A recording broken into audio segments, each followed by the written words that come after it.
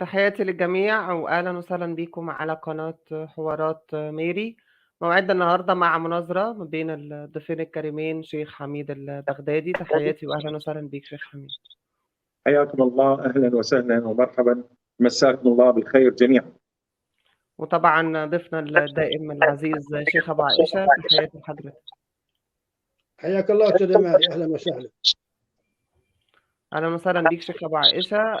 النهاردة يا جماعة مناظرة حول موضوع عصمة الأئمة الاثنى عشر عند الشيعة.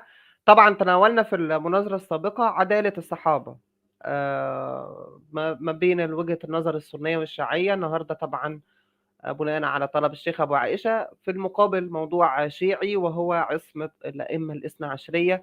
هنعرف من خلال هذه المناظرة ما معنى العصمة، ما معنى انه الائمه ال 12 معصومين، وليه ال 12 فقط او ليه 12 امام معصوم فقط. نحب نبدا بالشيخ ابو عائشه لانه هو اعتقد اللي عنده اعتراض على او نبدا بالشيخ حميد يفهمنا الاول ما معنى العصمه، ما معنى الامام معصوم، وليه 12 واحد، وليه 12 شخص، ومين هم، يعرفنا على الموضوع. اتفضل، معاك أول 7 دقائق. بسم الله الرحمن الرحيم، والحمد لله رب العالمين، وأفضل الصلاة وأتم التسليم على خير خلق الله أجمعين، محمد وآله الطيبين الطاهرين. اللهم صل على محمد وآل محمد وعجل فرجهم يا كريم، والعن أعداءهم أجمعين من الأولين والآخرين إلى قيام يوم الدين. وبعد، بالنسبة لموضوع العصمة، نبدأ على بركة الله بتعريف العصمة. يجب معرفة الشيء قبل الحكم عليه، ولذلك أتيت ببعض أقوال العلماء في مسألة تعريف العصمة. فهنالك الشيخ المفيد قال في أوائل المقالات صفحة 62 إن جميع أنبياء الله عليهم السلام معصومون من الكبائر قبل النبوة وبعدها، وما يستخف فاعله من الصغائر كلها، وأما ما كان من صغير لا يستخف فاعله فجائز وقوعه منهم قبل النبوة وعلى غير تعمد، وممتنع منهم بعدها على كل حال. وهذا مذهب جمهور الإمامية، والمعتزلة بأسرها تخالف فيه. المعتزلة يخالفون الإمامية ويجعلون ارتكاب بعض الأمور من الصغائر أو الكبائر، بعض الكبائر، وبعض المعتزلة طبعا مختلفون. وقال سيد المرتضى في رسائله صفحة 325: اعلم أن العصمة هي اللطف الذي يفعله تعالى، لطف من الله عز وجل، فيختار العبد عنده الامتناع من فعل القبيح. العبد الذي يلطف به الله سبحانه وتعالى ويوفقه، ماذا؟ يختار العبد عنده، يعني عند اللطف به، الامتناع من فعل القبيح. طبعا العلماء في مسألة امتناع ارتكاب المعاصي من المعصوم سواء كان نبيا أو وصيا، يعني فيه رأيين طبعا، أو فيه رأيان. الرأي الأول أنه للعلم بحقائق الأمور ودقائقها ومعرفة حقائق المعاصي وما تؤول إليه ومعرفة الثواب وما يؤول إليه، التزموا بفعل الخير وفعل الطاعات، وانتهوا واشمأزوا عن فعل أي معصية لمعرفتهم وعلمهم الحضوري بمسألة المعاصي وما تؤول إليه من عذاب وعقاب وقبائح، وكونها قبائح في نفس الأمر والواقع. الأمر الثاني بأنها ثمرة من ثمرات التقوى، أن الإمام والنبي يصل مرحلة من التقوى والاختيار والاجتباء من الله عز وجل يكون فيه يعني لا يرتكب المعاصي. فقضية أنه المعصية طبعا عند إخواننا أبو عائشة وغيره يقولون بأن النبي لا يعصم إلا بالوحي، ولذلك إن لم يأتيه الوحي فهو ليس بمعصوم.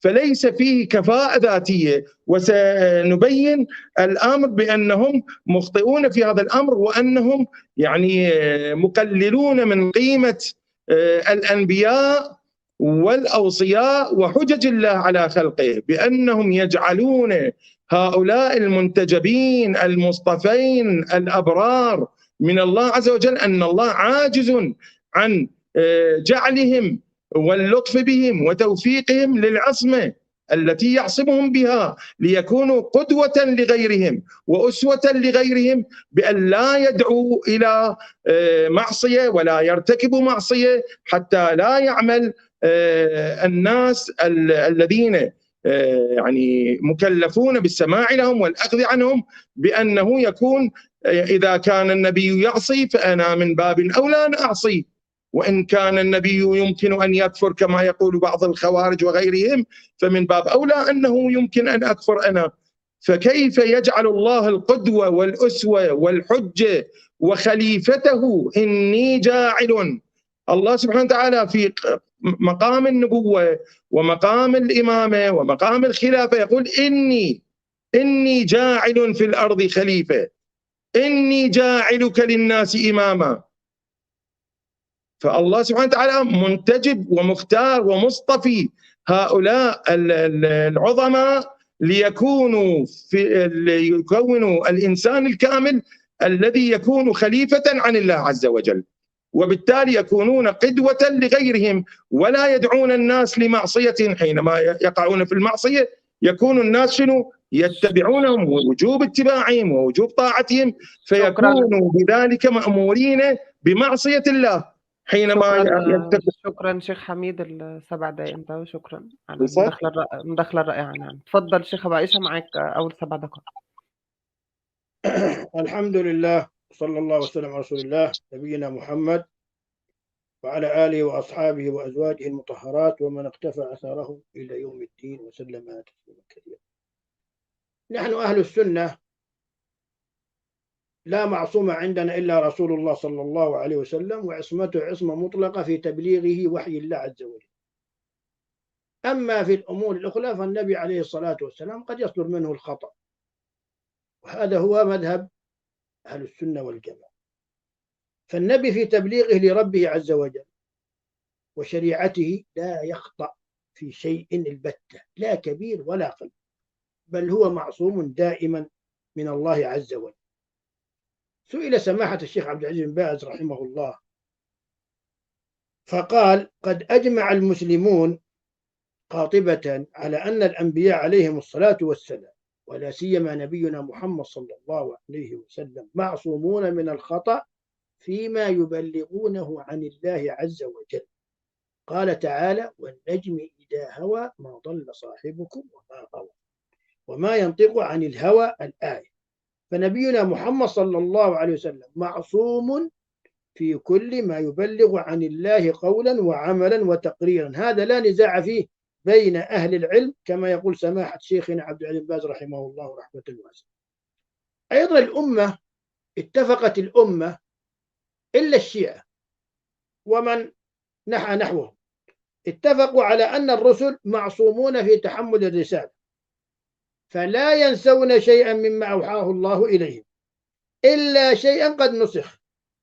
وقد تكفل الله جل وعلا لرسوله صلى الله عليه وسلم أن يقرئه فلا ينسى إلا شيئا أراد الله عز وجل أن ينسيه إياه، وتكفل له بأن يجمع له القرآن في صدره: سنقرئك فلا تنسى إلا ما شاء الله، إن علينا جمعه وقرآنه فإذا قرأناه فاتبع قرآن. قال شيخ الإسلام رحمه الله في مجموع الفتاوى: فإن الآيات الدالة على نبوة الأنبياء دلت على أنهم معصومون فيما يخبرون به عن الله عز وجل، فلا يكون خبرهم إلا حقا. وهذا معنى النبوة، وهو يتضمن أن الله عز وجل ينبئه بالغيب، وأنه ينبئ الناس بالغيب، والرسول مأمور بدعوة الخلق وتبليغهم رسالات ربه. أما الخطأ فهل يصدر نعم يصدر الخطأ من الأنبياء، فهو على حالات. أولا الخطأ بصدور الكبائر منهم، أما كبائر الذنوب فلا تصدر من الأنبياء أبدا، وهم معصومون من الكبائر سواء قبل البعثة أم بعدها. قال شيخ الإسلام ابن تيمية في مجموع الفتاوى: إن القول بأن الأنبياء معصومون عن الكبائر دون الصغائر هو قول أكثر علماء الإسلام إلا الشيعة. والحديث والفقهاء، يقول هو قول أكثر أهل التفسير والحديث والفقهاء وجميع الطوائف، بل لم ينقل عن السلف والأئمة والصحابة والتابعين وتابعيهم إلا ما يوافق هذا القول. طيب، الأمور التي لا تتعلق بتبليغ الرسالة والوحي، يعني هناك أمور ما فيها أمر بتبليغ رسالة أو وحي. صغائر الذنوب ربما تقع منهم أو من بعضهم، ولهذا ذهب أكثر أهل العلم إلى أنهم غير معصومين منها. وإذا وقعت منهم، يعني إذا وقعت صغيرة من نبي، فإنهم لا يقرون عليها، بل الله عز وجل ينبههم فيبادرون بالتوبة منها. والدليل على وقوع الصغائر منهم مع عدم إقرارهم عليها قول الله تعالى عن آدم: وعصى آدم ربه فغوى ثم اجتباه ربه فتاب عليه وهدى. وهذا دليل على وقوع المعصية من آدم عليه السلام وعدم إقراره عليها مع توبته إلى الله منها. قوله تعالى في حق موسى عليه السلام: قال هذا من عمل الشيطان إنه عدو مضل مبين، قال ربي إني ظلمت نفسي فاغفر لي فغفر له إنه هو الغفور الرحيم. فموسى عليه السلام اعترف بذنبه وطلب المغفرة من الله بعد قتله القبطي، وقد غفر الله له ذنبه. قوله تعالى عن داود عليه السلام: فاستغفر ربه وخر راكعا وأناب، قال الله: فغفرنا له ذلك. وكانت معصية داود ما هي المعصية؟ هي التسرع في الحكم قبل أن يسمع من الخصم الثاني. ونبينا محمد صلى الله عليه وسلم يعاتبه ربه عز وجل في كثير من آيات القرآن، منها قوله تعالى: يا أيها النبي لم تحرم ما أحل الله لك تبتغي مرضات أزواجك، الآية. وذلك في القصة المشهورة مع بعض أزواجه صلى الله عليه وسلم ورضي الله عنهن. كذلك عتاب الله عز وجل لنبيه في حق أسارى بدر، كما روى مسلم في صحيح الطويل عندما قال النبي لأبي بكر يعني استشيرهم في أمر الأسارى وكذا، فعاتبه الله عز وجل في ذلك. ما كان لنبي أن يكون له أسرى حتى يدخن في الأرض، إلى قوله: فكلوا مما غنمتم حلالا طيبا، سورة الأنفال. ففي هذا الحديث الذي في مسلم اتضح أن اختيار النبي صلى الله عليه وآله وسلم للعفو عن الأسرى إنما كان أمرا اجتهاديا منه بعد مشاورة أصحابه، ولم يكن عنده صلى الله عليه وسلم فيه من الله تعالى نص صريح. قوله تعالى: عبس وتولى أن جاءه الأعمى، هذه أيضا قصة الصحابي الجليل عبد الله بن أم مكتوم الشهيرة مع رسول الله صلى الله عليه وسلم، شكرا والتي لك عاتبه الله عز وجل فيها. شكرا لك شيخ أبو عائشة، مداخلة نارية بصراحة. طيب يا شيخ حميد، هو باختصار هو قال لك إنه النبي معصوم، هو المعصوم فقط، ومعصوم في التبليغ بتاعة الرسالة، تبليغ الرسالة هو معصوم فيها، كما إنه ذكر إنه داود أخطأ، إنه بعض الأنبياء أخطأوا، بل وأن الله قد عاتب النبي محمد في القرآن أكثر من مرة. فليه الإصرار على العصمة، وإيه أدلتها القرآنية، وإيه الرد على ما طرحه الشيخ أبو عائشة؟ أتمنى يا جماعة الناس تعمل لايك وشير وتتفاعل مع البث، اللايك بتاعكم مهم جدا لاستمرار المحتوى. اتفضل شيخ حميد، معاك 7 دقايق.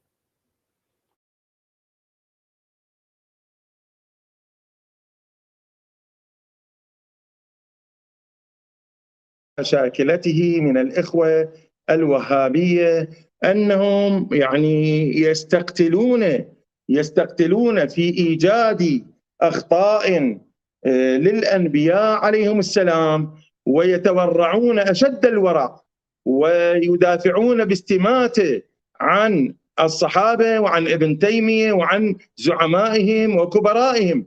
هذا من العجب العجاب. هم يثبتون العصمة لهؤلاء. أتحدى أبا عائشة أن يثبت لي خطأ أو خطأين لعائشة، وخطأ أو خطأين لابن تيمية، وخطأ أو خطأين لعمر بن الخطاب. 3 أشخاص أريد يجرد لي مثل ما جرد 5 6 أدلة على خطأ النبي صلى الله عليه وآله، أن يأتيني بخطأين فقط لعمر وعائشة وابن تيمية حتى أكون معه أطعن برسول الله، بخير خلق الله الذي اجتباه الله وأرسله رحمة للعالمين، وأرسله ليعلم الناس الكتاب والحكمة ويزكيهم. كيف يزكيهم وهو يعمل القبائح؟ كيف يخطأ رسول الله ونحن مأمورون قل إن كنتم تحبون الله فاتبعوني يحببكم الله؟ هذا نفي للغرض. كيف نتبع رسول الله حينما يعصي الله أو يخطئ؟ كيف يأمرنا الله بطاعته المطلقة؟ يا أيها الذين آمنوا أطيعوا الله وأطيعوا الرسول وأولي الأمر منكم. كيف يأمرنا بالطاعة المطلقة لرسول الله ولأولي الأمر المعصومين عليهم السلام، ثم ينفي غرضه ويقول أنني لم أستطع أن أعصمهم؟ هؤلاء أناس لا يمكن عصمتهم لأنهم بشر. يعني الأنبياء بل الإنسان العادي المؤمن العادي يمكن أن يفوق الملائكة، والملائكة بإجماع المسلمين أنهم معصومون لا يعصون الله ما أمرهم ويفعلون ما يؤمرون، فلا يفعلون معصية. والأنبياء قطعا أفضل من الملائكة، فكيف يعني تسول نفس المؤمن والمسلم أن ينسب للأنبياء والأوصياء وخير خلق الله ويسرد هذه الأدلة وهذه الظواهر، ثم يأتي ويجعلها قوالب يقولب بها الأنبياء ويجعلهم من المخطئين والمرتكبين للمعاصي والذين لا يمكن لهم الكمال، مع العلم أن الله سبحانه وتعالى أكرمهم وفضلهم على كل ما خلق، بل خلق الخلق كله لأجل هؤلاء معرفة هؤلاء الذين يعرفوننا بالله عز وجل. الله سبحانه وتعالى في كثير من الآيات قال فيها أنه اجتباهم. ربنا وابعث فيهم رسولا منهم يتلو عليهم آياتك ويعلمهم الكتاب والحكمة ويزكيهم إنك أنت العزيز الحكيم. يا أيها الذين آمنوا لم تقولون ما لا تفعلون كبر مقتا عند الله أن تقولوا ما لا تفعلون. يعني النبي والوصي يقولون لنا لا ترتكبوا المعاصي، لا تخطئوا في حق الله، ثم يأتون هم يرتكبون ذلك. الله سبحانه وتعالى يدخلون في هذه الآية يا أيها الذين آمنوا لم تقولون ما لا تفعلون، يدخلون في هذه الآية، يعني يجعلونهم أسوأ منا، يعني يجعلون هؤلاء يجعلون الأنبياء أسوأ من الإنسان العادي. الأنبياء والأوصياء طبعا هم معصومون بعصمة الله عز وجل. هكذا يقول البخاري: كانت بنو إسرائيل تسوسهم الأنبياء. يعني الله سبحانه وتعالى ما يجعل إمام ولا يجعل قائد إلا ويكون شنو؟ نبيا في ذلك الوقت، ولكن رسول الله لا نبي بعده، فكانت العترة الطاهرة والأئمة ال12 من بعده يمثلون الأنبياء. كانت بنو إسرائيل تسوسهم الأنبياء، كلما هلك نبي خلفه نبي وأنه لا نبي بعدي. يعني هنالك أوصياء يقومون مقام هؤلاء الأنبياء، لأن هذه الأمة خير من تلك الأمم وأوصياؤها خير من أولئك الأوصياء. ولذلك قال رسول الله صلى الله عليه وآله كما في البخاري ومسلم: ما بعث الله من نبي ولا استخلف من خليفة. ما قال بس نبي، ولا استخلف من خليفة، مو معاوية وأبو بكر وعمر ويزيد وعبد الملك بن مروان، مستحيل. ما بعث الله من نبي ولا استخلف من خليفة إلا كانت له بطانتان، يعني مجموعتان حوله: بطانة تأمره بالخير وتحضه عليه، وبطانة تأمره بالشر وتحضه عليه. والمعصوم من عصم الله. المعصوم من عصمه الله ممن؟ من هؤلاء الأنبياء والخلفاء. وبالتالي أن الله خاوى وأشرك الأنبياء والخلفاء بنفس الحكم، أن الله سيوفقهم مع وجود البطانتين، سيوفقهم للصواب ويوفقهم للعصمة. ولذلك نقول أن العصمة لطف من الله. فهذه الأدلة وهذه الآيات الكثيرة التي تثبت أن الله سبحانه وتعالى يعني اختار وانتجب واصطفى هؤلاء ووفقهم وهداهم. كيف من هدى الله أن يعصي الله؟ كيف من هداه الله ما له من ضال؟ من يهدي الله فما له من ضال، من مضل عفوا، فما له من مضل. فكيف هذا الهادي الذي يهدي الناس يعني يأتي يكون له الشيطان أو غيره مضلا له من بطانة السوء أو بطانة الشر أو الشيطان أو النفس الأمارة بالسوء؟ لا يمكن أن تكون للأنبياء نفس أمارة بالسوء، وإلا لما اصطفاهم واجتباهم. لماذا يقول الله عز وجل أنني اصطفيت، أنني اجتبيت؟ كما في الحديث الموجود في صحيح مسلم، بس خليني أطلع هذا الحديث: إن الله اصطفى كنانة من ولد إسماعيل. إن الله اصطفى كنانة من ولد إسماعيل، واصطفى قريشا من كنانة، واصطفى من قريش بني هاشم. اصطفى الله من الخلق كلهم بني هاشم، واصطفاني من بني هاشم. هذا الحديث في صحيح مسلم. شكرا شيخ حميد، اديتك دقيقة زيادة عشان تكمل الحديث بتاعك. شكرا لحضرتك. اتمنى يا جماعة الناس تدعم البث بلايك. نشكر طبعا عماد الغالي على الدعم المستمر للقناة. طيب اتفضل شيخ أبو عائشة، معاك 7 دقائق للرد. طيب، أقول لا يزال الضيف ما أتى بجديد. يعني نحن نقول ما في إلا الرافضة هم الذين يقولون بالعصمة مطلقا في كل شيء. لماذا؟ لأنهم ما قرأوا النصوص وفهموها كما فهمها أهل السنة والجماعة. هذا كلام جميل لابن تيمية رحمه الله. ابن تيمية ناظر الرافضة وحاورهم وتغلب عليهم. يقول، طبعا هذا في مجموع الفتاوى، يقول: وعامة ما ينقل عن جمهور العلماء أنهم أي الأنبياء غير معصومين عن الإقرار على الصغائر، ولا يقرون عليها، ولا يقولون إنها لا تقع بحال. وأول من نقل عنه من طوائف الأمة القول بالعصمة مطلقا وأعظمهم قولا لذلك الرافضة، فإنهم يقولون بالعصمة حتى ما يقع على سبيل النسيان والسهو والتأويل. ولكن قد يأتي من ينكر علي أنا، يقول: يا أبو عائشة، كيف يقع الخطأ من الرسول؟ وكيف نقول عن الوحي؟ وكيف نتبع هذا الرسول وهو يخطئ مثلا؟ وهذا سؤال وجيه جدا. نقول هذه الشبهة يرد عليها من أمرين. الأمر الأول: إن الله تعالى أمر باتباع الرسل والتأسي بهم، والأمر باتباعهم يستلزم أن يكون كل ما صدر عنهم محل الاتباع، وأن كل فعل أو اعتقاد منهم طاعة.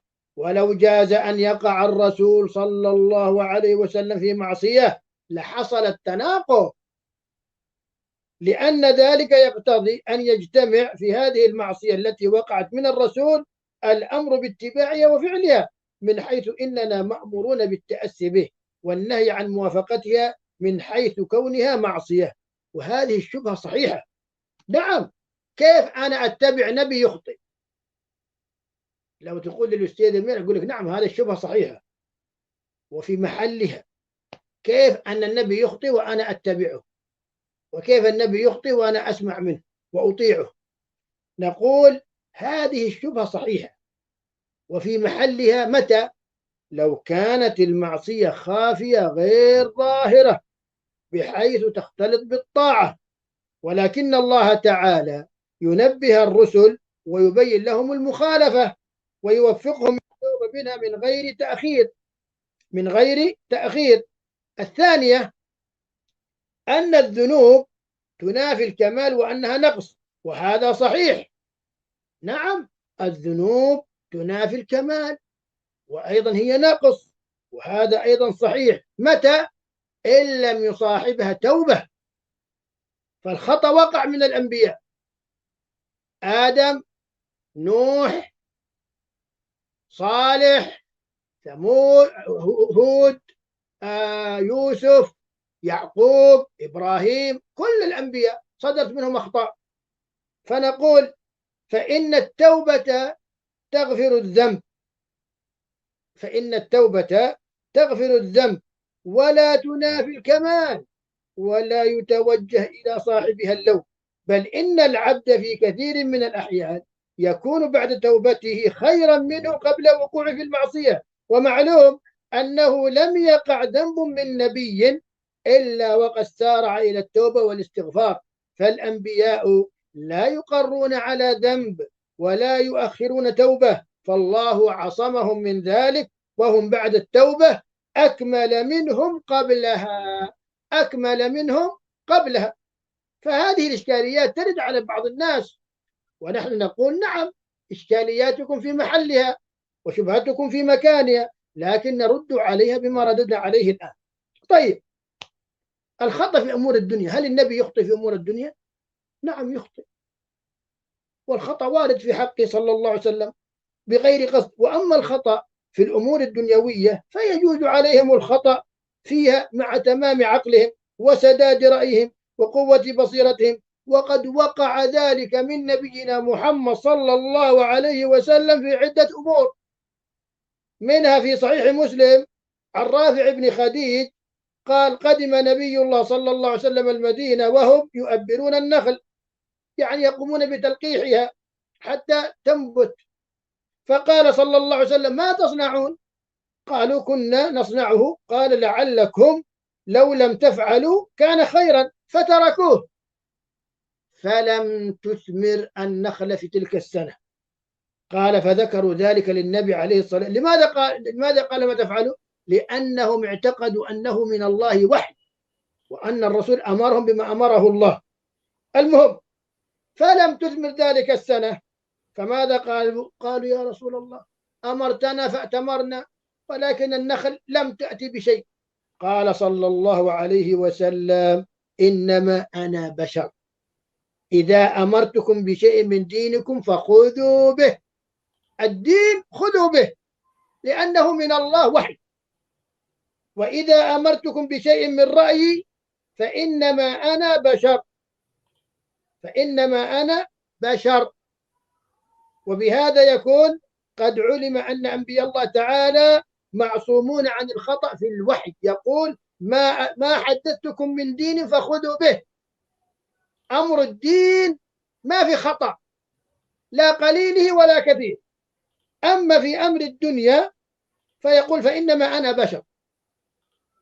وأيضا هناك للأسف ظهرت طائفة لما يقرؤون هذه الأخطاء عن النبي عليه الصلاة والسلام يطعنون في تبليغ الرسالة ويشككون في التشريع ويقولون: هي اجتهادات شخصية من عنده صلى الله عليه وسلم.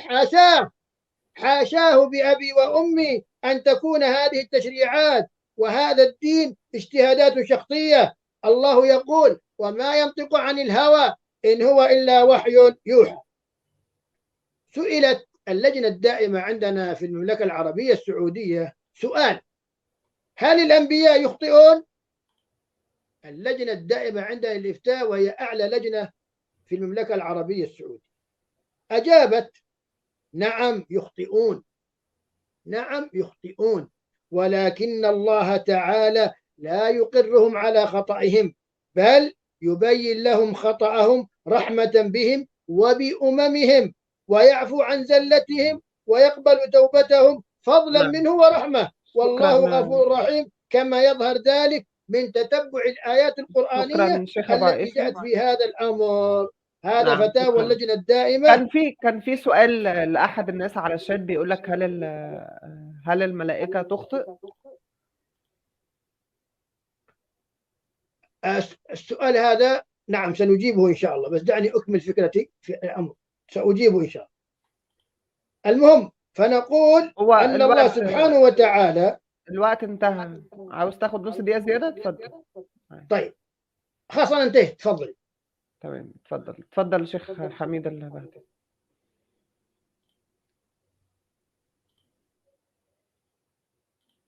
أبو عائشة غفر الله له ينبذ الرافضة وكأننا مجرمون أمامه، ننزه أنبياء الله ورسله وهو ينبذنا بالرافضة كشيخه ابن تيمية، يقول الرافضة انفردوا بتنزيل الأنبياء عن كل خطيئة وذنب. عجيب أمركم، هل أصبح الدفاع عن أنبياء الله ورسله الذين اجتباهم وهداهم واصطفاهم أصبح جرما عندكم؟ سبحان الله. زين، يقول أن الرافضة انفردوا، هؤلاء الأشاعرة قالوا الذين هم أهل السنة وليس الوهابية، الدخلاء على الإسلام والدخلاء على أهل السنة. قال القوشجي المذهب عند محققي الأشاعرة منع الكبائر والصغائر الخسيسة بعد البعثة مطلقا، والصغائر غير الخسيسة عمدا لا سهوا. يعني لا يتعمد النبي فعل الصغائر غير الخسيسة عمدا، لا يتعمد قبل البعثة وبعدها. كذلك الصغائر الخسيسة بعد البعثة يعني عمدا وسهوا لا يمكن أن تصدر من الأنبياء، وكذلك الكبائر. فمن أين لك أن الرافضة أنهم انفردوا بتنزيه الأنبياء؟ نحن ننزه من وصفهم الله سبحانه وتعالى بقوله مثلا واذكر عبادنا إبراهيم وإسحاق ويعقوب أولي الأيدي والأبصار إنا أخلصناهم بخالصة ذكر الدار وإنهم عندنا لمن المصطفين الأخيار، واذكر إسماعيل واليسع وذا الكفل وكل من الأخيار، ولقد اخترناهم على علم على العالمين وآتيناهم من الآيات ما فيه بلاء مبين. لماذا يختبرهم الله ويبتليهم أشد البلاء ويكونون أعظم الناس بلاء وهم حالهم حالنا، يخطئون ويضحكون على الناس بل هم يضحك عليهم، يقولون لو لم تؤبروا لو لم تلقحوا النخل أفضل، فالله سبحانه وتعالى يلقحها وليس أنتم، ثم يأتون فيخسرون كل شيء، تموت كل الزروع. ما هذه المفسدة؟ هل بعث النبي نقمة؟ هل بعث النبي ليخسر الناس ويتدخل بشؤون لا يعلمها؟ النبي هو الصادق الأمين، أفضل أهل زمانه وأعلم أهل زمانه وأحكم أهل زمانه وأصدق أهل زمانه، ثم تأتون وتقولون أنه كان يقول للأنصار لو لم تلقحوا النخيل أو لا. ما هذا الهراء؟ ما هذا الإجرام في حق خير خلق الله؟ تجعلونه يصعد إلى أعالي رؤوس الجبال ليرمي بنفسه منها كلما تأخر عنه الوحي أسبوعا أو أسبوعين. ألا تخافون الله؟ هذا في البخاري، وتأبير النخل في البخاري، وجعله أنه أراد أن يعفو عن أسرى بدر وعمر الذي أصر على قتلهم، والله يعني وافق عمر وأراد أن يهلك رسول الله. ما هذا الهراء؟ اتقوا الله في رسول الله. إنهم لمن المصطفين الأخيار. كيف اصطفاهم الله وهم لا يعرفون؟ زين، كيف المسلمون كيف يميزون بين الأمر الديني والأمر الدنيوي حتى يطيعون الرسول في الأمر الدنيوي؟ ألم يأمرنا الله سبحانه وتعالى بطاعة الرسول؟ فكيف نطيعه؟ فكل أمر وكل فعل منه يجب طاعته فيه، فإن فعل الخطأ والمعصية يجب فعلها مثله، وإن أمر بشيء مثل تأبير النخيل يجب طاعته بها. كيف يميز المسلم في زمانه وفي هذا الزمان أن هذا الفعل صدر من النبي بمسألة دنيوية وليست مسألة دينية؟ كيف التمييز؟ ولذلك رسول الله صلى الله عليه وآله أعاب على قريش الخبثاء الذين كانوا حينما يكتب عبد الله بن عمرو بن العاص كلما يتكلم به رسول الله كانوا على عقيدة أبي عائشة. هؤلاء كبار قريش كانوا يقولون: لما تكتب كل ما يقوله رسول الله؟ فإنما هو بشر يغضب ويرضى. فالنبي سأل عبد الله بن عمرو قال: كنت تكتب كل شيء، الآن لماذا لا تكتب؟ قال: قد نهتني عن ذلك قريش. قريش العصابة القرشية هي التي أسست أساس الظلم والجور على محمد وآل محمد. قال: قد نهتني قريش. فغضب رسول الله صلى الله عليه وآله فقال له: اكتب، فوالذي نفسي بيده لا يخرج من هذا إلا حق. يا أبو عائشة يا وهابية، لا يخرج من هذا إلا حق. أين ميز رسول الله بين الدنيا والدين؟ وهل أرسل رسول الله للطبخ والزراعة وتربية الأغنام؟ أم أرسل ليعلمهم الكتاب والحكمة ويزكيهم؟ كيف يزكيهم وهو لم يزكي نفسه؟ كيف يصطفيهم ويجتبيهم وهو لم يجتبى ولم يزكى؟ طبعا لم يخرج لنا، لم يجب أبو عائشة عن عمر وعائشة وابن تيمية، خطأين لكل شخص، كما يستقتل ويستميت في تخطئة رسول الله صلى الله عليه وآله وأعظم خلق الله. أريده أن يستقتل في بيان هؤلاء الأشخاص الثلاثة أن لهم أخطاء، فلان خطأ فلان خطأ فلان خطأ.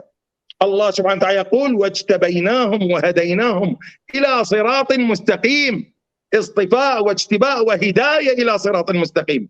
كيف تجعل الصراط المستقيم معوجا وفيه أخطاء وفيه صغائر وفيه سهو وفيه نسيان وفيه غفلة وفيه من أين لكم هذا الدين؟ هذه أدلة صريحة واضحة محكمة أن الله اجتباهم وكانوا خير خلق الله. شكرا لك شيخ حميد. تفضل شيخ أبو عائشة، وطلب منك أن أنت تطلع أخطاء لعمر بن الخطاب وعائشة وابن تيمية، خطأ واحد على الأقل. أما الملائكة يا أستاذ ميري فهم لا يعصون الله ما أمرهم، يعني معصومون ولا يعصون الله ما أمرهم ويفعلون ما يؤمرون، لأن الملائكة لا عقول بلا شهوة، عقول بلا شهوة، وهذه نزعت منهم الشهوة، والشهوة هي داعية الذنب والمعصية وغيرها، فهم معصومون من هذا القبيل. يقول الضيف الأستاذ حميد، يقول أن النبي عليه الصلاة والسلام اكتب فوالذي نفسي بيدي لا يقول لحق. نعم أنا معك أتفق، لكن لما نتكلم عن هذه الأخطاء التي صدرت من النبي عليه الصلاة والسلام، السؤال: هل النبي أقر عليها أم نبه ثم تركها صلى الله عليه وسلم؟ فبقي الأصل، وهو أن النبي عليه الصلاة والسلام معصوم فيما يبلغه عن الله عز وجل. وأيضا هذه التي صدرت منه صلى الله عليه وسلم من أخطاء، الله عز وجل تاب عليه ونبهه، فالنبي عليه الصلاة والسلام رجع عن ذلك. أيضا قضية الدنيا، النبي عليه الصلاة والسلام أيضا أخطأ في أمر الدنيا، قضية تعبير النخل، فقال: إنما أنا بشر، فإذا أمرتكم بالدين فخذوا به، وأما الدنيا فإنما أنا بشر وأنتم أعلم بدنياكم. فهذا يدل على أنه صلى الله عليه وسلم بشر يعتريه ما يعتري البشر، من أنه يخطئ صلى الله عليه وسلم ويصدر منه الخطأ، ولكن لا يقر على هذا الخطأ عليه الصلاة والسلام، بل ينبه سريعا إلى تركه. وأيضا الله عز وجل ينبه أيضا إلى صدور ممكن هذا بس الخطأ منه. يعني أكمل بس السؤال لو تسمح لي. هو بيقولوا طالما الملائكة ما بتغلطش، إذا هي أفضل من النبي، والنبي بالنسبة لك هو سيد الخلق. هذه مسألة أخرى يا أستاذ ميري، من هو أفضل، النبي أم الملائكة أم صالح البشر أفضل؟ هذه مسألة يطول شرحها، ليس الآن وقتها. إذا أردت تحددي حلقة ما عندي مشكلة. طب تفضل كمل. لأن هذا الكلام يطول فيه ويطول شرحه، يحتاج إلى حلقة 60 دقيقة على الأقل. نأتي إلى العصمة عند الشيعة. أنا لما يقول ابن تيمية الشيعة فقط هم الذين قالوا بالعصمة المطلقة. الآن ما هي تعريف العصمة عند الشيعة؟ اسمعي، الإمام تعني أن الإمام معصوم من الذنوب كلها صغيرها وكبيرها، لا يزل عن الفتية، ولا يخطئ في الجواب، ولا يسهو، ولا ينسى، ولا يلهو بشيء من أمر الدنيا، كما جاء في ميزان الحكمة الجزء الأول صفحة 174.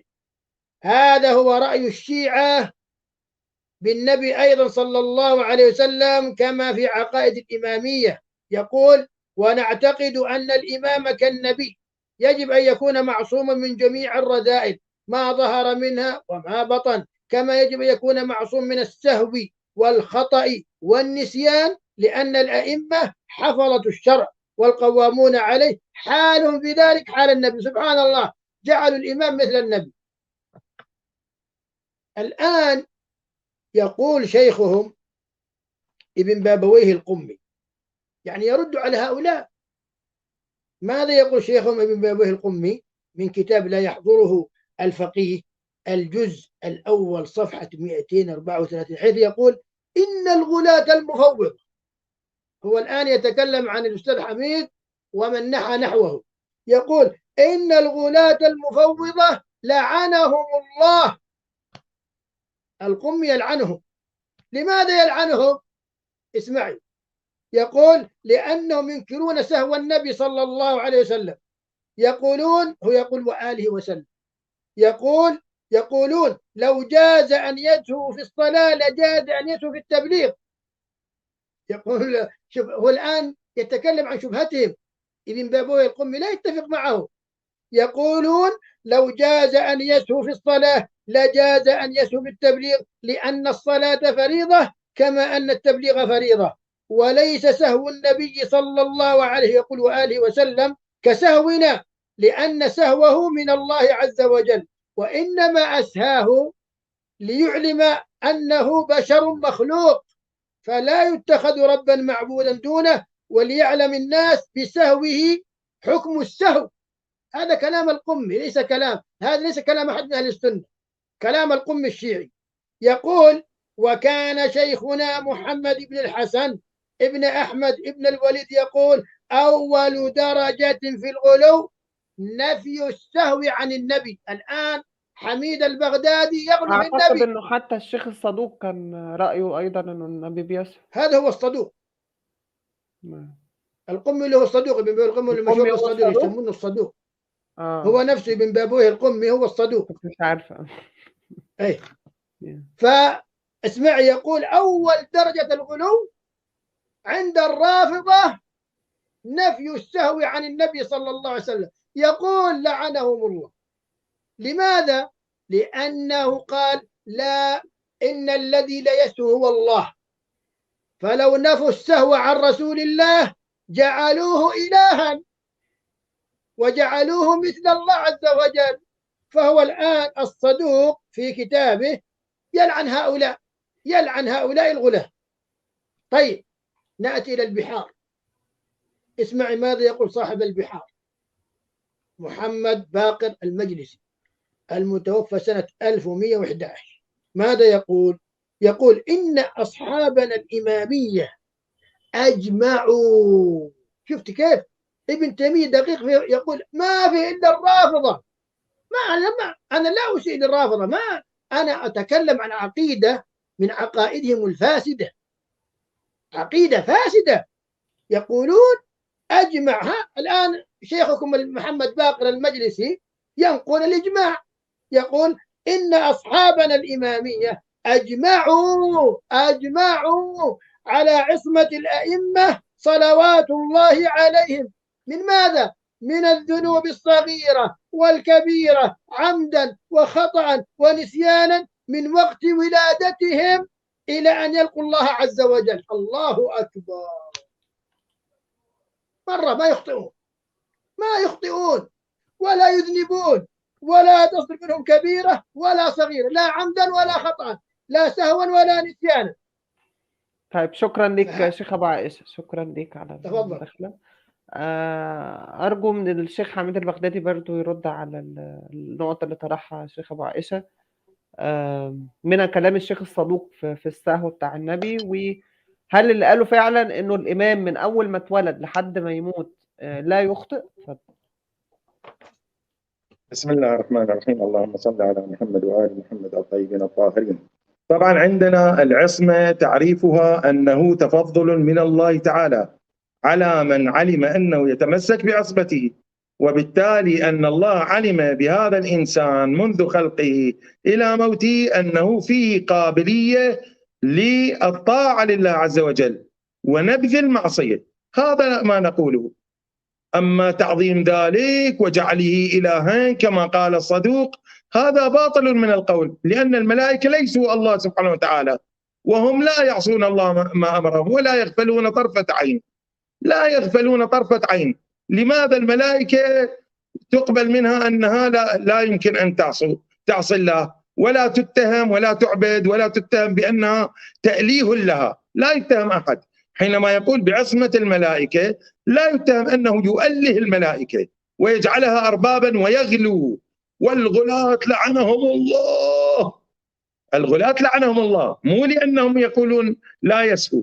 الغلاة نحن أيضا نقول لعنهم الله، الغلاة الذين يقولون أن الإمام رب وإله يعبد من دون الله، هؤلاء الغلاة على الله يقولون أن عليا إله ورب يجب عبادته وهو الإله الواحد الأحد، وأن الله تجسد في علي. هؤلاء نلعنهم، هؤلاء يقولون بعدم السهو، ما له علاقة، مشترك بيننا وبينهم. هل هذا مشكلة؟ ثم أن الصدوق هل يثبت السهو للنبي؟ يقول لأن سهوه من الله عز وجل، وليس سهو النبي كسهونا. هو نفسه يقول باختلاف سهو النبي عن سهونا، لأن سهونا من الغفلة ومن الشيطان ومن النفس الأمارة بالسوء. يقول الله يجبره على السهو، الله يفعل به السهو لأن سهوه من الله، وإنما أسهاه ليعلم أنه بشر مخلوق فلا يتخذ ربا معبودا. أشو إحنا ما نقول بعصمة النبي والأئمة من الكبائر والصغائر والسهو والخطأ والنسيان، ولا نعتقد 1 بالمليار أنهم أرباب معبودون من دون الله أو مع الله، أبدا. لا يوجد شيعي يقول بذلك. نقطة راس سطر. فمن أين له ولكم هذا؟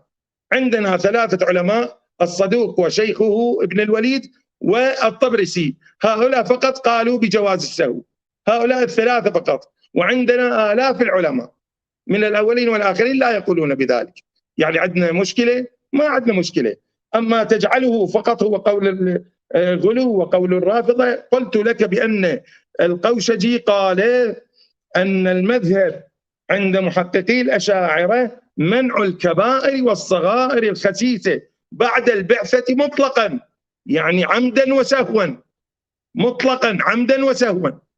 الصغائر الخسيسة مثلا يعني يطلب درهما من هذا وحمارا من ذاك، ويطلب طعاما، يعطوني طعام، مثل أبو هريرة كان يتمرغ في المسجد ويدوسون على رأسه.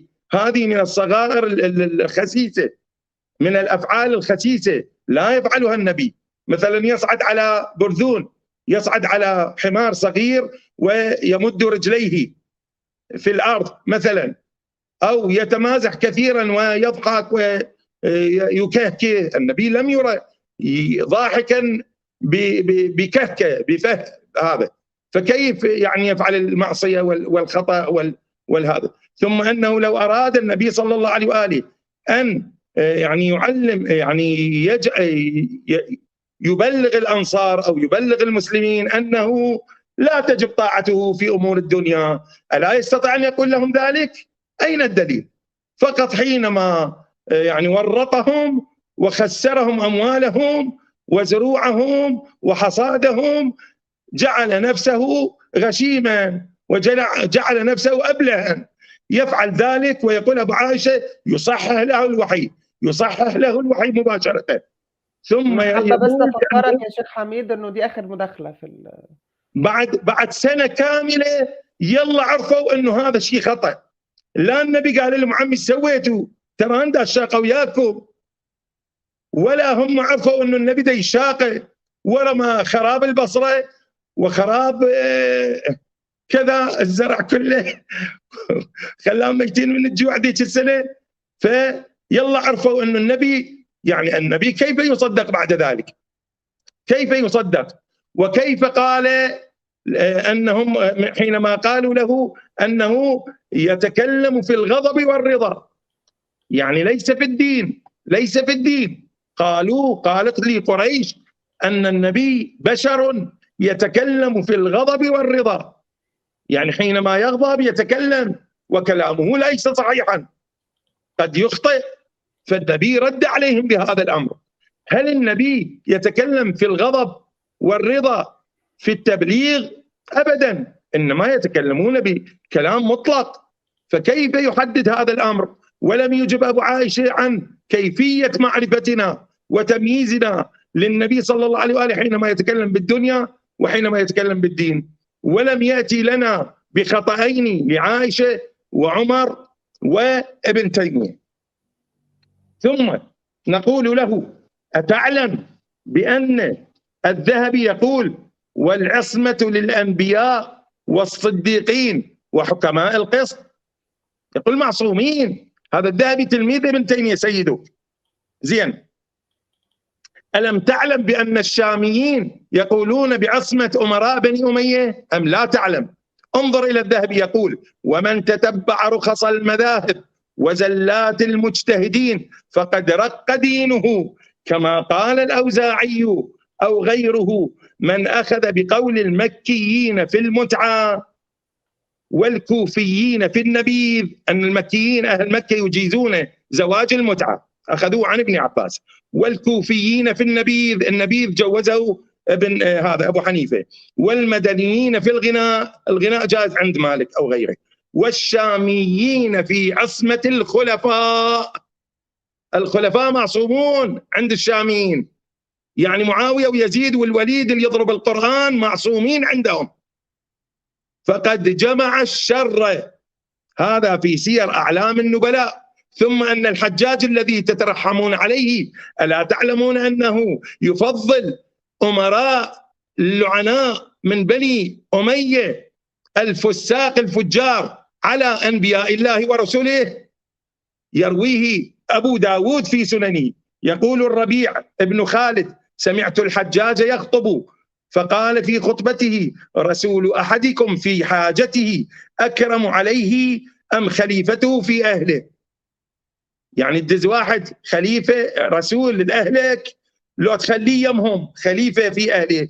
فقلت في نفسي، هذا الربيع هذا الصحابي أو التابعي، فقلت في نفسي لله علي ألا أصلي خلفك صلاة أبدا، في نفسه يخاف يقول وإن وجدت قوما يجاهدونك لأجاهدنك معهم. ثم يقول شارح سنن أبي داود قال وحاصله أن خليفة الرجل الذي استخلفه في أهله يكون أكرم عنده وأحب وأفضل من رسوله الذي أرسله في حاجته. والظاهر، هذا العظيم أبادي، والظاهر يقول إن مقصود الحجاج الظالم عن هذا الكلام الاستدلال على تفضيل عبد الملك بن مروان وغيره من أمراء بني أمية على الأنبياء عليهم السلام، بأن الأنبياء إنما كانوا رسلا من الله عز وجل ومبلغين أحكامه فحسب، وأما عبد الملك وغيره من أمراء بني أمية فهم خلفاء الله تعالى، ورتبة الخلفاء تكون أعلى من الرسل. الوقت انتهى. شكرا لك شيخ حميد. تفضل شيخ أبو عائشة. هو أهم سؤال أعتقد طرحه كيف نميز بين قول الرسول في الأمور الدنيوية اللي غير معصوم فيها والأمور الدينية المعصوم فيها؟ ده سؤال جوهري كويس. اتفضل. هذا واضح كيف نميز بالقرينة. القرينة واضحة أن هذا أمر ديني وهذا أمر دنيوي. القرينة كما قال النبي عليه الصلاة والسلام: ما حدثكم من الدين فخذوا به، وما حدثكم من الدنيا فإنما أنا بشر. يعرف بالقرينة التي تصحب الكلام أو المقال. قضية هل غير الأنبياء معصومين؟ هل الصالحون معصومون؟ نقول اختلف أهل العلم هل العصمة جائزة في حق غير الأنبياء من الصالحين والأولياء والعلماء أم لا؟ نقول الصحيح أنه يجوز عقلا أن يحفظ الله تبارك وتعالى بعض عباده الصالحين فيعصمه من الوقوع في الذنوب والمعاصي، ولكن هذا لم يثبت لأحد بعد الأنبياء، بل الأنبياء قد تقع منهم الصغيرة كما سبق. يقول المبارك فوري كما في تحفة الأحوذي عند شرحه لدعاء صلاة الحاجة، يقول: والسلامة من كل إثم. هذا دعاء السلامة من كل إثم. ماذا تعني؟ تعني جواز سؤال العبد ربه العصمة من كل الذنوب.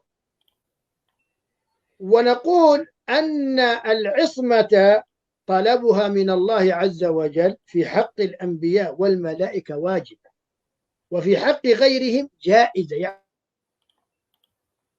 والأنبياء جائزة، وسؤال الجائز جائز. يعني أنت لما تقول يا ربي أسألك أن تعصمني، لا بأس، جائز أن تسأل الله العصمة، إلا أن الأدب سؤال الحفظ في حقنا للعصمة، تقول اللهم احفظني. يعني هذا هو الأمر الجميل، أنك تسأل الحفظ للعصمة. ولو سألت العصمة ما فيها شيء، لأنك تقول يا رب اعصمني من الذنوب، اعصمني من الخطأ، سلمني من الإثم، لا بأس. قال شيخ الإسلام: والأولياء وإن كان فيهم محدثون كما ثبت في الصحيحين عن النبي صلى الله عليه وسلم في شأن عمر، وهو أحد المحدثين من أمة محمد صلى الله عليه وسلم، فيدل على أن أول المحدثين في هذه الأمة عمر، وأبو بكر أفضل منه إذ هو الصديق. فالمحدث وإن كان يلهم ويحدث من جهة الله تعالى، فعليه أن يعرض ذلك على الكتاب والسنة. لماذا؟ فإنه ليس بمعصوم. نحن عندنا عمر، أبو بكر، عثمان، عائشة ليسوا معصومين، فإنه ليس بمعصوم. كما قال أبو الحسن الشاذلي: قد ضمنت لنا العصمة فيما جاء به الكتاب والسنة، ولم تضمن لنا العصمة في الكشوف والإلهام. ولهذا كان عمر الفاروق وقافا عند كتاب الله، وكان أبو بكر الصديق يبين له أشياء تخالف ما يقع له، كما بين له يوم الحديبية، ويوم موت النبي صلى الله عليه وسلم، ويوم قتال مانع الزكاة وغير ذلك. وكان عمر الفاروق يشاور الصحابة، فتارة يرجع إليهم وتارة يرجعون إليه، وكان يأخذ بعض السنة عمن هو دونه في قضايا متعددة، وكان يقول القول فيقول له أصبت، فيقول والله ما يدري عمر أصاب الحق أم أخطأه. فإذا كان هذا إمام المحدثين، فكل ذي قلب يحدثه قلبه عن ربه إلى يوم القيامة هو دون عمر، فليس فيهم معصوم، بل الخطأ يجوز عليهم كلهم. وإن كان طائفة تدعي أن الولي محفوظ وهو نظير ما يثبت الأنبياء من العصمة، والحكيم الترمذي قد أشار إلى هذا، فهذا باطل مخالف للسنة والإجماع. ولهذا اتفق المسلمون على أن كل أحد من الناس يؤخذ من قوله ويترك إلا رسول الله. خطأ بدون إنشائيات، خطأ لعمر وخطأ لعائشة وخطأ لابن تيمية حتى ننهي. طيب دعني بس أكمل مداخلتي ونعطيك إن شاء الله ولهن. كملت مداخلتك، تفضل. لا لسه نقول قضية العصمة عند الشيعة الإمامية حدث ولا حرج. لا، العصمة عند للصحابة. أنتم عندكم العصمة للجميع، خليه ياخد وقت يا شيخ حميد، للأنبياء، هو لسه عنده وقت، خليه ياخد وقت. للأئمة، للمشايخ، للعلماء، يعني سادة هذه عصمة الخلق، عندكم سادة الخلق، مطلقة. سادة يقول الصحابة. طيب أنا سأهدم هذه العصمة عند الشيعة، سأهدمها الليل، سأهدمها بالأدلة والبراهين. طيب اهدم عصمة أبو بكر وعمر وعائشة وأبو ابن تيمية الآن أول. سأهدم العصمة عندكم، سأهدمها يا شيخ حميد، سأهدمها. اسمع، عجيب في عجيب. سيرة أمير المؤمنين عليه السلام كما في نهج البلاغة صفحة 335 ماذا يقول؟ يقول: لا تخالطوني بالمصانعة ولا تظن بي استثقالا في حقي قيل لي ولا التماس إعظام النفس، فإنه من استثقل الحق أن يقال له أو العدل أن يعرض عليه كان العمل بهما أثقل عليه، فلا تكف عن مقالة بحق أو مشورة بعدل، فإني لست بنفسي بفوق أن أخطئ ولا آمن ذلك من فعلي. الإمام يقول أنا أخطئ، فأين العصمة؟ أيضا الإمام عليه السلام يبين أنه لا بد من وجود أمير تناط به مصالح البلاد والعباد، شنو ولا يشترط فيه. خلاص ست ماري صار له ساعة. لسه عنده وقت، لسه عنده وقت يا شيخ. ولا يشترط فيه كونه معصوما، كما جاء في نهج البلاغة صفحة 80 يقول: لا بد للناس من أمير بر أو فاجر. فأين العصمة يا شيعة يا إمامية؟ يقول لا يشترط أن يكون برا أو فاجرا، يعمل في إمرته المؤمن ويجمع به الفيء ويجمع به الفيء ويقاتل به العدو وتؤمن به السبل ويؤخذ به للضعيف من القوي. طيب أنا الآن سأنسف العصمة أيضا، إقرار أمير المؤمنين بالذنب، وأنتم تقولون في تعريف العصمة أنه معصوم من الذنوب كلها. الإمام الآن يخطئكم ويقول أنتم مخطئون، أنتم الرافضة خالفتم سبيل المؤمنين وتوليتم غير ما تولى المؤمنين. يرد عليكم في نهج البلاغة صفحة 104 ماذا يقول في دعائه؟ اللهم اغفر لي ما أنت تعلم به مني، فإن عدت فعد علي بالمغفرة. اللهم اغفر لي ما رأيت من نفسي ولم تجد له وفاء عندي. اللهم اغفر لي ما تقربت له إليك بلساني ثم خالفه قلبي. اللهم اغفر لي رمزات الألحاظ وسقطات الألفاظ وشهوات الجنان وهفوات اللسان. يعني يستغفر الله ويدعوه بالمغفرة، فيقول يا رب اغفر لي. شكرا. فأين العصمة؟ طيب الخط ست ماري هو بدأ. شكرا ليك، شكرا ليك. لا انت اللي بدأت يا شيخ حميد، انت اللي... طيب هو عموما يا جماعه هيبقى في جزء تاني، ممكن ناخد 5 دقايق لو حد عنده سؤال في الشات، لانه انا كنت شايفه انه في ناس كتيره عندها تساؤلات في الشات، فاستسمحكم في 5 دقايق كده. اجاوب شوي على هذه الاشياء، ما يصير يبقى اشكال علي. ما دي كانت اخر مداخله. ممكن الجزء الثاني ترد على الجزء الثاني ان شاء الله، الجزء الثاني ترد ان شاء الله، تبدا الدور عندك ان شاء الله تبدا. نعم. هل حد عنده سؤال؟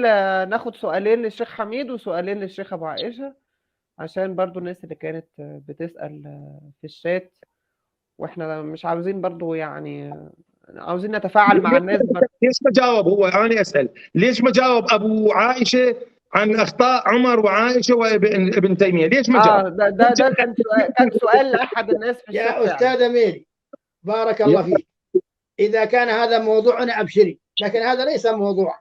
موضوعنا العصمه انت تعصم الكفره الفسق الفجره وتعصمهم وتخطئ الانبياء والرسل والاوصياء. يلا جاوب. طيب ليس هذا موضوعنا. السؤال هو يا شيخ السؤال. طب ثواني موضوعنا لماذا تثبت العصمه لغير اهل البيت ولغير محمد وال محمد والانبياء جميعا كلهم؟ استقتلت في تخطئتهم واتيت بالادعيه لتخطئ علي بن ابي طالب. اعيتك الحجج، ثم 3 مرات انا اسالك عن اخطاء لعمر وعائشه وابو ابن تيميه ولا تجيبني. لماذا؟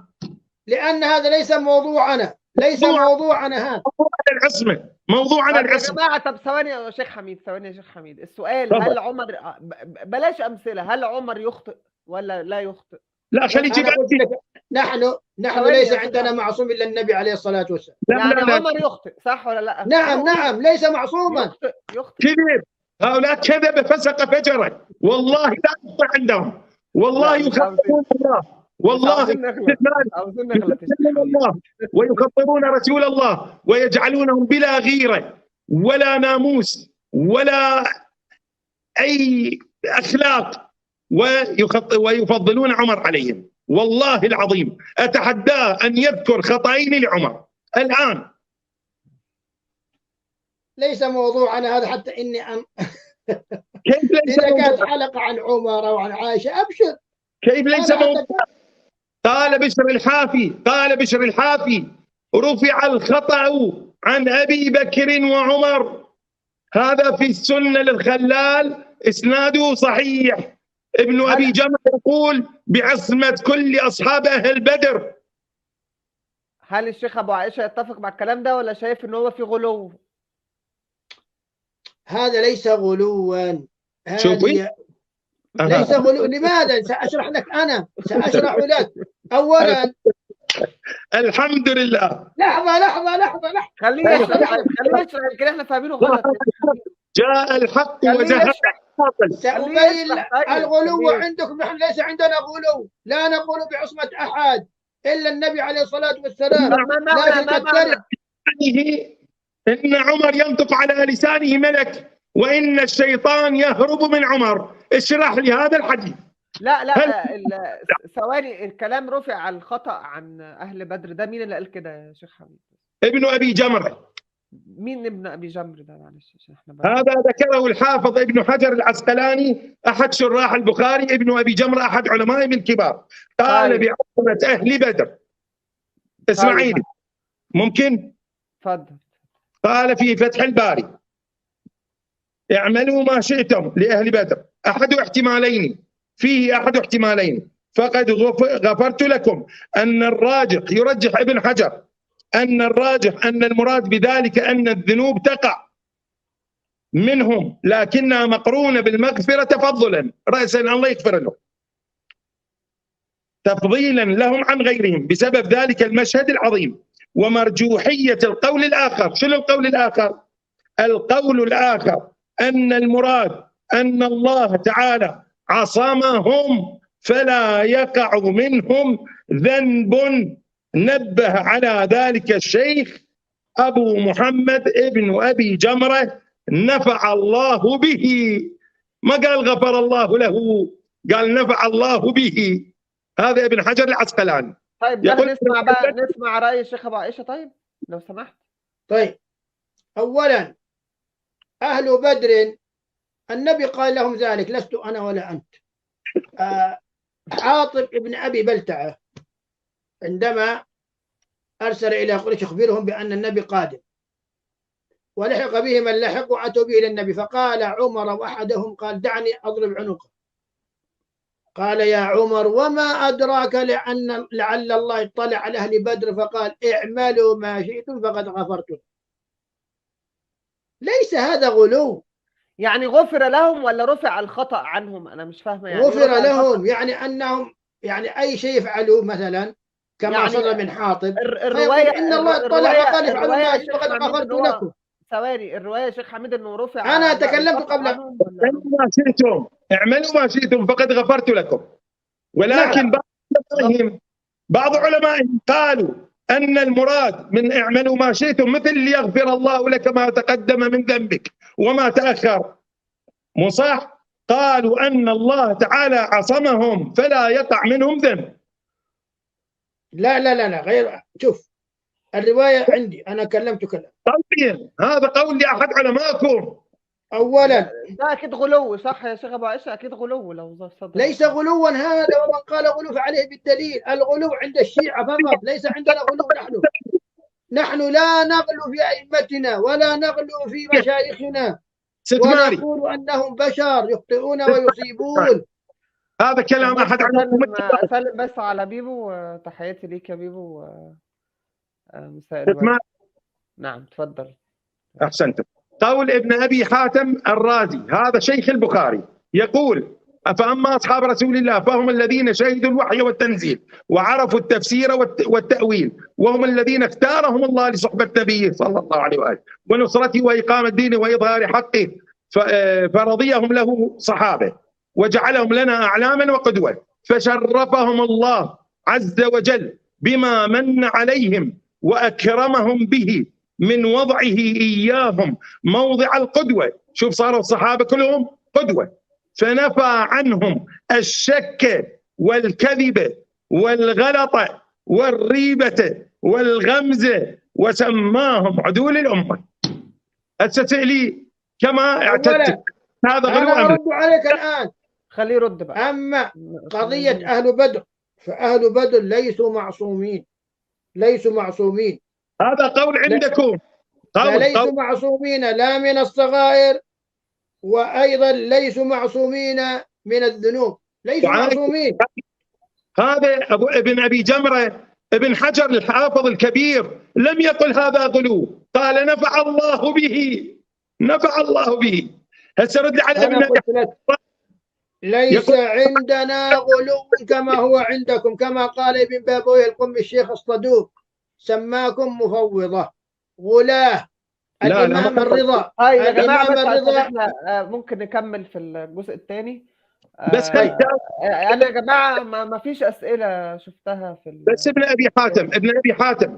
طيب خلينا بس في الجزء الثاني، خلينا في الجزء بس هذه ابن أبي حاتم الرازي في كتابه الجرح والتعديل كان يجاوب عليها أبو عائشة: فشرفهم الله عز وجل بما من عليهم وأكرمهم به من وضعه إياهم موضع القدوة، فنفى عنهم الشك والكذب والغلط والريبة والغمزة وسماهم عدول الأمة. هذه عصمة لو مو عصمة، وهذا غلول أو مو غلول. من قال لك أنها عصمة؟ من قال لك أنها عصمة؟ نفى عنهم الشك والكذب والغلط. هذا من توفيق الله له، وليس معناه عصمة. العصمة ليست إلا لمحمد صلى الله عليه وسلم. رسول الله يغلط، الملائكة، رسول الله يغلط. أما ما عداهم من البشر فهم يخطئون ويصيبون. نبي وهذا الله الذي ذكرته ليس من قبيل العصمة، إبراهيم أليس هذا من الدعاء؟ اللهم أسألك السلامة من كل إثم، أبو عائشة احفظني من كل إثم. طيب خلاص يا جماعة. ورسول الله غلط أم لا في أسرى أحد، أسرى بدر؟ الرسول أخطأ نعم، وصدر منه الخطأ، ولكن لا يقر عليه.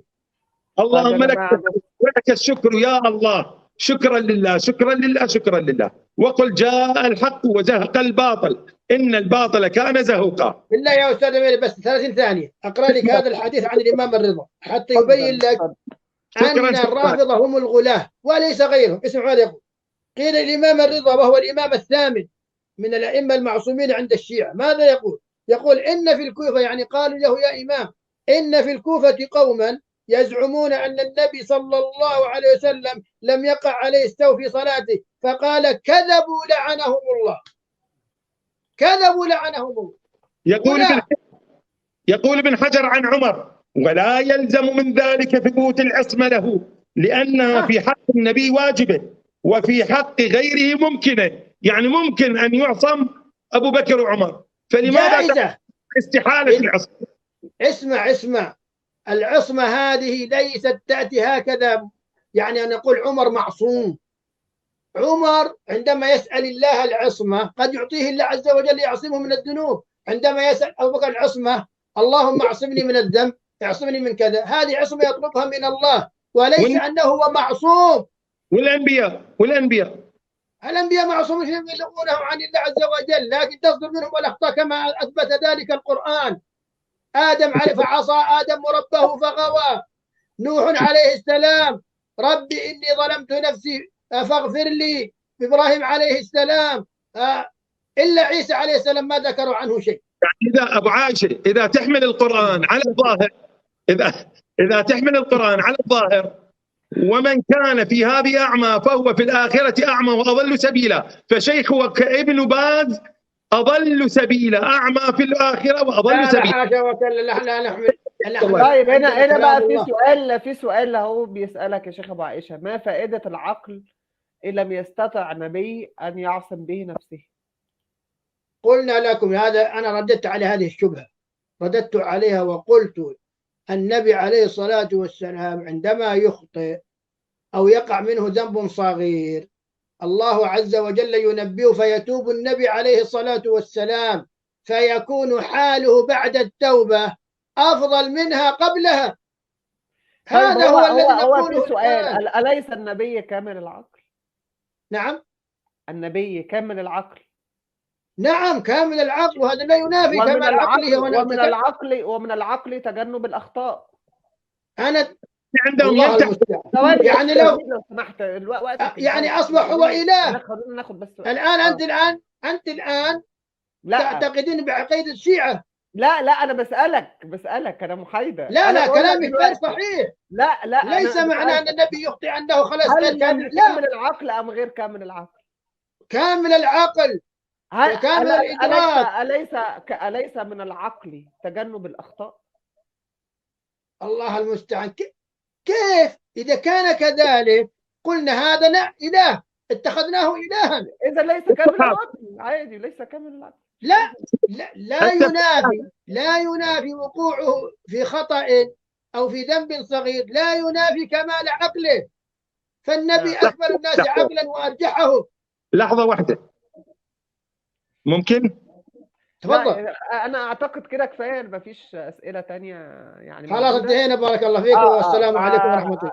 الجزء الثاني بقى الحق وزهق الباطل. الجزء الثاني إن شاء الله أبين لك إن شاء الله. أنا الآن أسقطت عقيدة الشيعة في عصمة الأئمة. كيف يستميت بالدفاع عن الصحابة ويعصمهم ويطعن في أنبياء الله ورسوله وأهل بيته. لا ليس عندنا معصوم من النبي. ليس عندنا معصوم من النبي. أنا أتمنى يا جماعة الحلقة تبقى يوم الأحد، لأن أنا عندي يوم السبت للأسف عندي كورس، فأتمنى تبقى لو استسمحكم يعني الحلقة تبقى يوم الأحد الجاي مش السبت الجاي. الجمعة ما ممكن؟ الجمعة لا، في حلقة عندي الجمعة. في حلقة. ما في مشكلة. طيب شكرا لكم، وأتمنى الناس تعمل لايك وشير وتشترك في القناة. استودعك الله وسلامين. مع السلامة. السلام عليكم. إلى اللقاء جميعا وتحياتي لكم. هو النهارده يا شيخ مولد الإمام علي؟ نعم. نعم، فكل سنة والشيعة بخير وطيبين. شكرا جزيلا، بارك الله فيكم. شكرا جزيلا. الإمام الكرار. شكرا. اللهم صل على محمد. أحسنتم. شكرا جزيلا، بارك الله فيك. رحم الله. الله يوفقك. شكرا جزيلا. الله يسعد أيامك. شكرا. سلام. أنا أعتقد إن هي فكرة جيدة إنه الناس تشاركنا بالأسئلة، يعني ناس تفكر معانا في المناظرة، مش عاوزين اللي هو مجرد اتنين بيتصارعوا والناس بعيدة ما بتشاركش. أتمنى إنه الناس يعني تهتم بالمناظرة اللي احنا بنعرضها وتدون عندها أسئلة، وهفتح يعني هنخلي الناس المتناظرين يجاوبوا على أسئلتكم. فده مهم جدا برضو للناس اللي في الشات، حتى اللي ما بيعرفوش يشاركوا بالصوت والصورة برضو يكونوا معانا ونهتم بأسئلتهم. فأشكركم. شكرا على متابعتكم وإلى اللقاء.